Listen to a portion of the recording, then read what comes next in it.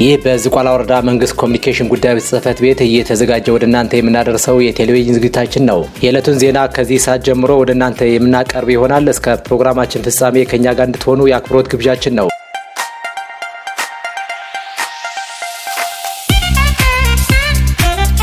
የሀገርን ዘላቂ ሰላም ለማስፈን የባህል ሽምግልና ትልቅ ሚና እንዳለው በባለድርሻ አካላት ተገለጸ። በዋግኽምራ ብሔረሰብ አስተዳደር በዝቋላ ወረዳ የሀገርን ዘላቂ ሰላም ለማስፈን የባህል ሽምግልና ትልቅ ሚና እንደሚኖረው በባለድርሻ አካላት ተገልጿል። ከባህል ሽማግሌዎች አንዱ የሆነው አቶ አድኛው ታመን እንደገለጹት በሀገር ወግና ባህል የሀገር ሽምግልና ለአንድ ሀገር ሰላም መስፈን ትልቅ ድርሻ እንዳለበት ተናግረዋል። በዚህ ሂደት ያለፈ ጉዳይ ከቂም በቀል ነጻ ስለሚያደርግ ከትውልድ ወደ ትውልድ ሊተላለፍ የሚገባው እንደሆነም ጠቁመዋል።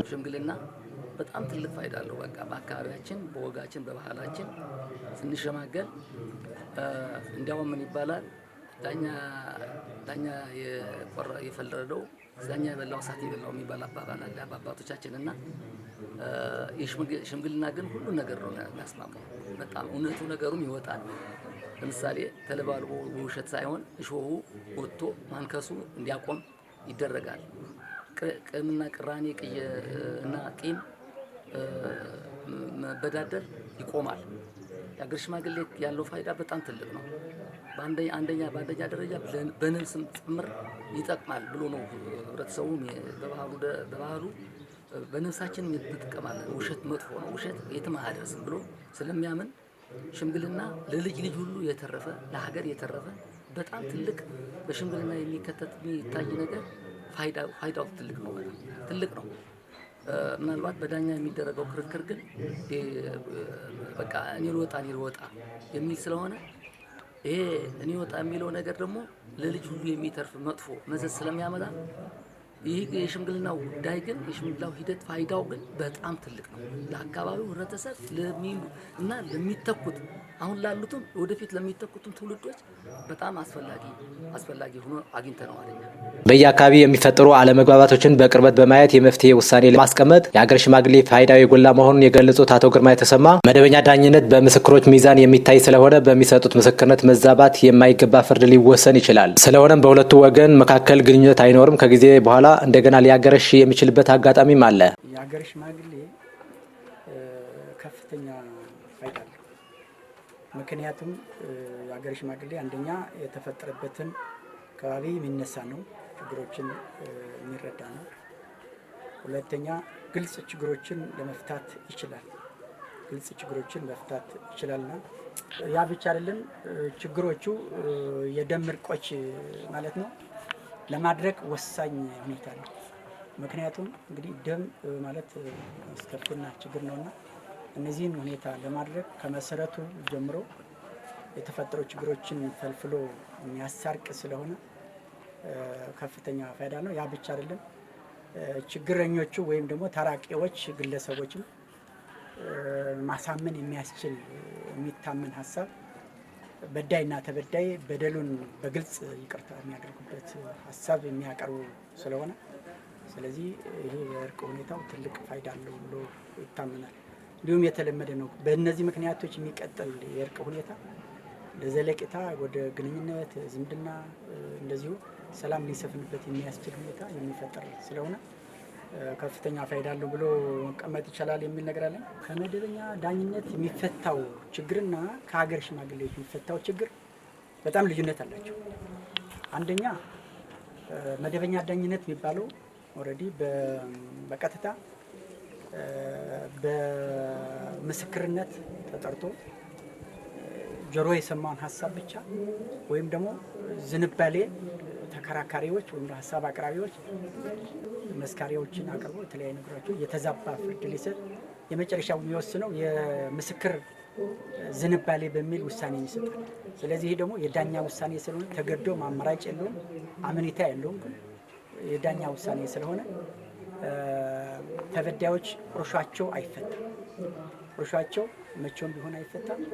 ዳኛ ስላስገደደ በግዴታ ስለሆነ የህግ ጉዳይ ስለሆነ ህጉንም ለመጣስ አማራጭ ስለሌለው በዚህ ምክንያት ፍቅር አይኖረውም፣ ግንኙነት አይኖረውም።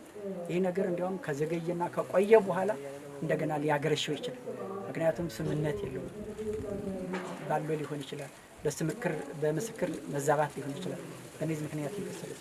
በሀገር ሽማግሌ ግን ከዳኝነት አንጻር በጣም ልዩነት የሚኖረው አንደኛ ግራና ቀኝ በግልጽ ችግሮች እንዲያወጡ ያደርጋል። ብዙ ጊዜ በሀገር ሽምግልና የሚያልቅ ጉዳይ ስንመለከት ችግሩ ከተፈጠረበት በቅርበት ስለሚሰራ ቀጣይ ላይ ለሚኖረው ግንኙነትና ዝምድና ትልቅ መሰረት እንዳለው አብራርተዋል። ዘላቂነት ያለው ፍትህ እንዲረጋገጥ የሀገር ሽማግሌዎች በመንግስት መጠናከር እንዳለባቸውም አሳስበዋል። አሁን ትልቁ አሁን ፍትህ ሊረካ የሚችለው ፍትህም ሊስማማ የሚችለው ፍትህም ቢሆን ሊጠቅም የሚችለው የሀገር ሽማግሌዎች የሚያደርጉት እንቅስቃሴ ነው። እዚህ ላይ አሁን መንግስት መያዝ ካለበት እንደኔ አስተያየት መንግስት መያዝ ካለበት የሀገር ሽማግሌዎች ለሰላም አንጻር፣ ለፍትህ አንጻር፣ ለእኩልነትና ለነጻነት፣ ለዲሞክራሲ አጠቃላይ ዲሞክራሲ ሊሰፍን ከፈለገ የሀገር ሽማግሌዎችን የተቆራኘ ቡድን አድርጎ ከታች እስከ መሰረት አደራጅቶ ማንቀሳቀስ አለ። የዝቋላ ወረዳ ፍትህ ጽህፈት ቤት ኃላፊ አቶ መንበሩ ታገለ እንደገለጹት የሀገር ሽማግሌዎች በፍትህ ስርዓቱ ያላቸው ሚና እንዲጎለብት ከማድረግ አኳያ እንደ ወረዳችን በርካታ የወንጀልና የፍትሐ ብሔር መዝገቦች እየታዩ ይገኛሉ ብለዋል። የሀገር ሽማግሌዎች በፍትህ ስርዓቱ ያላቸው ሚና እንዲጎለብት ከማድረግ አኳያ እንደ ወረዳችን ያው እንደሚታወቀው በርካታ የወንጀልም የፍትሐ ብሔርም መዝገቦች እየታዩ ይገኛሉ። ከዚህም አኳያ የሀገር ሽማግሌዎች በእነዚህ መዝገቦች ላይ ሚናቸውን እንዲያሳርፉና የፍትህ ስርዓቱ ሚዛናዊ የሆነ ፍትሐዊ የሆነ በተለይም ደግሞ የወንጀል ዓላማችን ዜጎች ወይም ማህበረሰቦች እንደሚታወቀው በርካታ እሴቶች አሉ።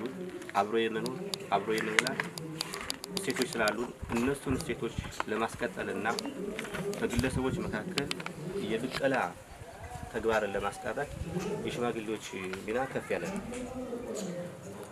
ይሄንም በመገንዘብ በህገ መንግስታችን ሽማግሌዎች ጉዳዮችን አቀርበው ግለሰቦችን አገናኝተው አንተ ይሄ ይገባሃል፣ አንተ ይሄ አይገባህም ወይም ደግሞ አንተ ይቅርበል የሚለውን ባህላችን በሰነድ አስደግፈው በሚያመጡበት ሁኔታ እኛም ያን ሰነድ ተቀብለን የመዝገብ አካል አድርገን ምናልባት ይህ ሽማግሌዎች የሚሰጡት ውሳኔና የሚፈጽሙት የእርቅ ስምምነት በግለሰቦች መካከል ያለው ሚና በእጅጉ ከፍ ያለ በመሆኑ የመዝገቡ አካል በማድረግ በመጨረሻ በሽማግሌ እርቅ የሚዘጉ መዝገቦችን በተመለከተ እንግዲህ መዝገቦች በሽማግሌ እርቅ የሚዘጉ አሉ፣ በሽማግሌ እርቅ የማይዘጉ አሉ።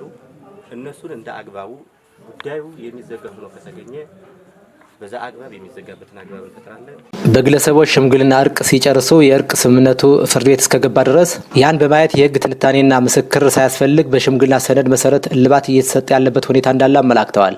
ግለሰቦች በሽማግሌ እርቅ ከጨረሱ ያ የሽማግሌ እርቅ መጥቶ ፍርድ ቤት እስከገባ ድረስ ፍርድ ቤቶችም ያን የሽማግሌ እርቅ አይተው ጉዳዩን ሌላ የህግ ትንተናና ምስክር መስማት ሳያስፈልግ በሽማግሌው ሽምግልና ሰነድ መሰረት ጉዳዩን እልባት እየሰጡ ያሉበት ሁኔታ ነው ያለው። ጠቅለል ሲል የሽማግሌዎች ሚና በፍትህ ስርዓቱ እንዲጎለብት